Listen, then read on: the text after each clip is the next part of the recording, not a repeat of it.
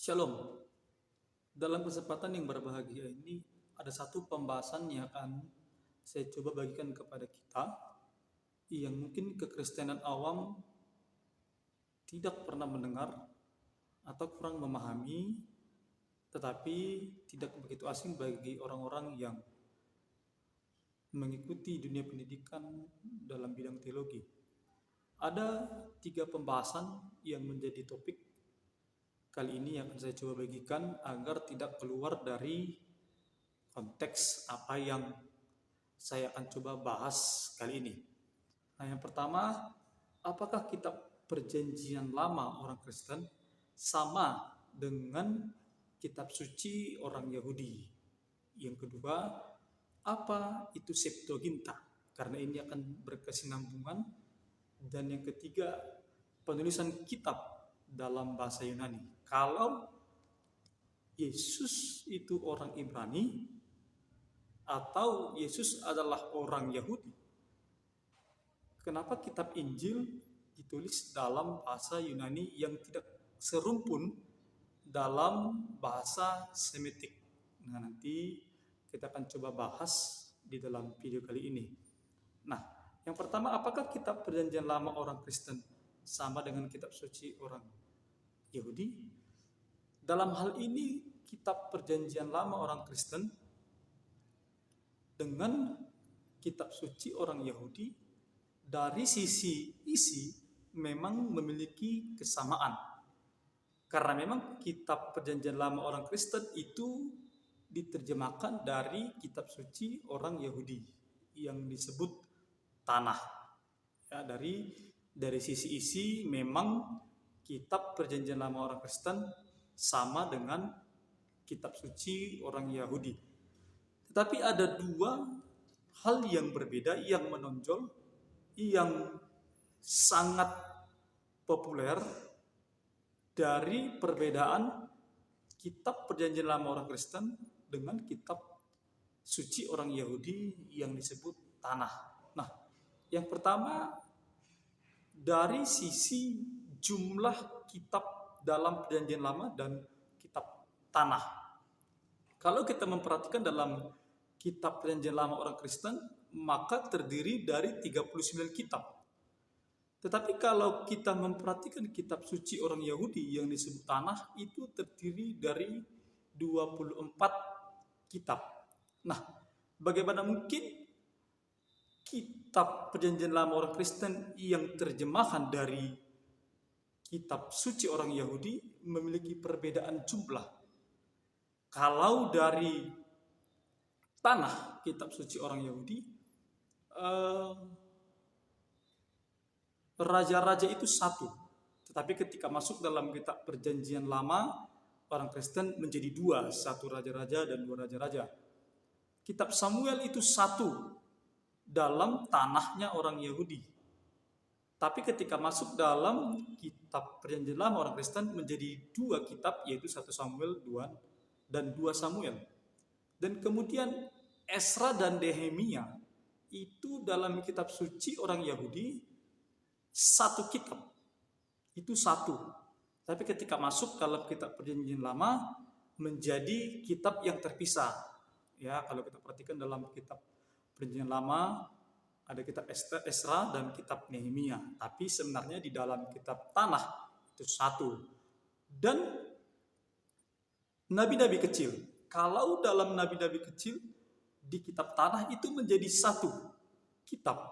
Amos, Obadja, dan lain-lain dan sebagainya. Tapi ketika masuk dalam kitab Perjanjian Lama itu menjadi terpisah ke 12 nabi kecil. Sehingga jumlah bilangan kitab Perjanjian Lama Kristen itu lebih banyak dibandingkan kitab suci orang Yahudi yang disebut Tanah tadi. Jadi dalam Perjanjian Lama itu ada 39 kitab. Dan yang kedua, di kitab suci Tanah orang Yahudi itu memiliki jumlah 24. Nah, itu yang menjadi perbedaan pertama. Dan yang kedua, perbedaan yang kedua terlihat dari sisi pemposisian atau penyusunan kitab-kitab dalam Perjanjian Lama dan kitab suci orang Yahudi. Kalau dalam Perjanjian Lama dimulai dari kitab Kejadian dan diakhiri oleh kitab Maleakhi. Sedangkan dalam kitab Tanah diawali dari kitab Kejadian dan diakhiri oleh kitab Tawarik. Ya, jadi dalam kitab Perjanjian Lama, kitab Maleakhi itu menjadi kitab terakhir, tetapi kitab Tawarik itu menjadi bagian yang di tengah dalam Perjanjian Lama orang Kristen, tetapi dalam Tanah orang Yahudi itu menjadi urutan terakhir. Nah, kenapa bisa menjadi susunan yang sedemikian rupa? Nah, kalau membahas mengenai penyusunan perbedaan ini, maka kita mengacu kepada Septuaginta. Nah, apa itu Septuaginta? Septuaginta adalah terjemahan kitab Tanah yang berbahasa Ibrani ke dalam bahasa Yunani. Ya, jadi kitab Tanah yang berbahasa Ibrani itu ditranslate ke dalam bahasa Yunani. Nah, jadi pada saat itu penerjemahan, ketika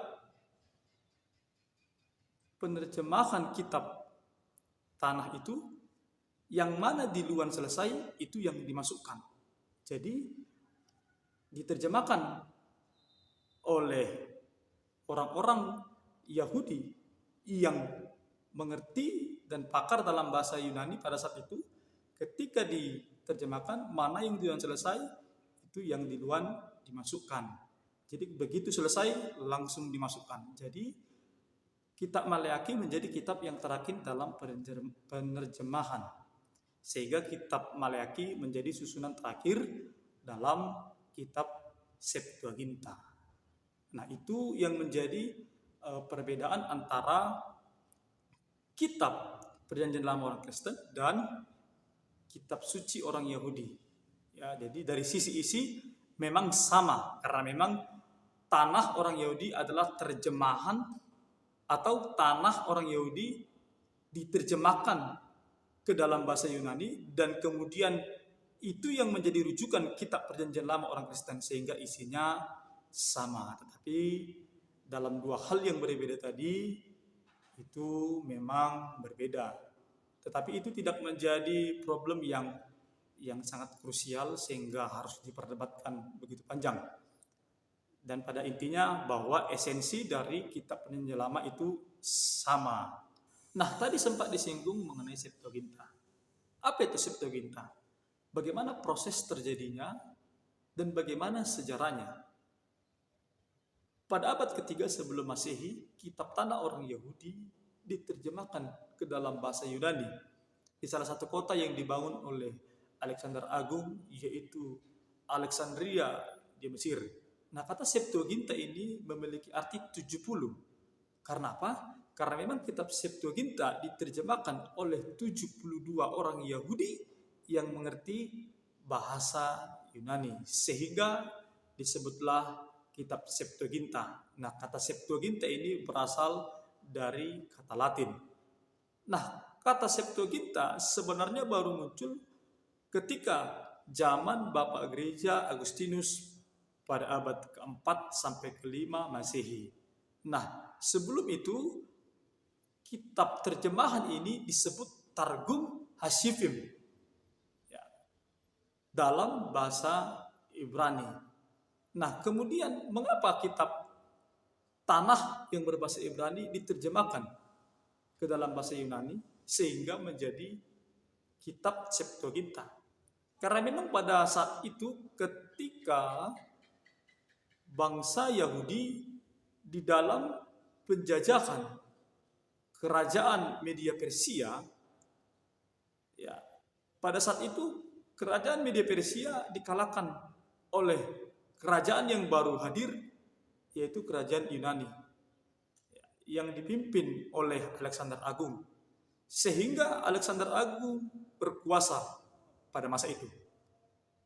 Nah, di samping itu Alexander Agung memiliki misi untuk Helenisasi atau Helenisme, di mana semua bangsa yang dalam kekuasaannya harus serba Yunani, baik dari sisi olahraga, berpakaian, budaya, bahkan ilmu pengetahuan Yunani.